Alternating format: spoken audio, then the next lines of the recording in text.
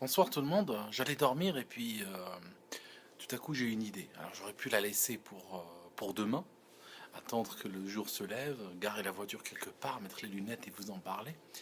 Mais je me suis dit, j'ai pas envie de rater ça, parce que si je dors, je me réveille. Alors le matin je me rappellerai toujours que j'ai une idée absolument extraordinaire, mais je me rappellerai plus de ce que c'était. Je suis un petit peu comme l'inspecteur Colombo, c'est le moment de sortir, qui se dit mais j'ai failli oublier. Et là, il revient avec une question. Et en fait, si vous voulez, là, je parle un petit peu comme les journalistes qui font les émissions radio de la nuit, parce que vous savez, la nuit, il y a une ambiance très feutrée, les gens sont calmes, personne n'a envie d'entendre gueuler ou autre. Donc, ils cherchent à garder toujours la voix basse et parler doucement. Alors, je vous parle très doucement aujourd'hui. Mettez le son un peu plus fort si vous n'entendez pas. En fait, j'ai un problème avec le héros du cinéma américain. Je trouve que c'est un héros extrêmement castrateur. Je vais te dire pourquoi. Parce que quand tu regardes le héros américain, tu peux prendre 10 derniers films que tu as regardés, et en fait, tu vas voir que pour que cet homme accède au statut de héros, il faut qu'il fasse des choses comme par exemple désamorcer une bombe atomique en coupant un fil 3 secondes avant la fin du compte à rebours.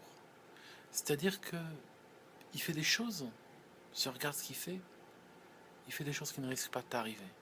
Ça signifie dans ta vie, tu ne vas pas les rencontrer. Alors toi, quand tu vas au cinéma, tu regardes cet héros-là, tu te laisses emporter avec lui, et puis, quand la projection est finie et tu sors, et tu trouves ta Renault 12 garée avec un PV sur le pare-brise, tu te sens comme un moins que rien. Et en fait, c'est le but du film. Le film a pour but de te montrer des actes qui n'arrivent pas dans la vie du commun des mortels, qui sont pratiquement de l'ordre du divin, et te montrer que l'accès au statut de héros passe par des actes pareils. Et comme l'opportunité n'arrivera jamais dans ta vie, eh ben, tu ne seras jamais un héros au sens de ces films-là. Donc en fait, ce que je pense, c'est que je rejoins un petit peu l'Opus Dei sur ça. C'est-à-dire que je pense que n'importe qui peut atteindre la sainteté dans ce qu'il est en train de faire, dans sa vie de tous les jours. Quelqu'un, je ne sais pas, un concierge, un dépaveur de rue, n'importe qui, un coiffeur, n'importe quel métier, grand ou petit. Il n'y a pas de petit métier, mais vous voyez de quoi je parle. En fait, qu'on rencontre, et puis cette petite rencontre, cette brève rencontre avec cette personne, soit une bonne expérience pour les gens qui le croisent.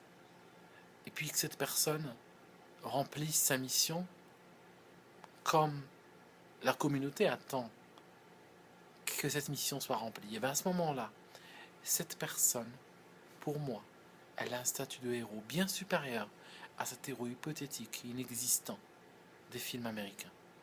Voilà, c'était juste une idée que je voulais partager avec vous avant d'aller dormir. Allez, bonne nuit tout le monde.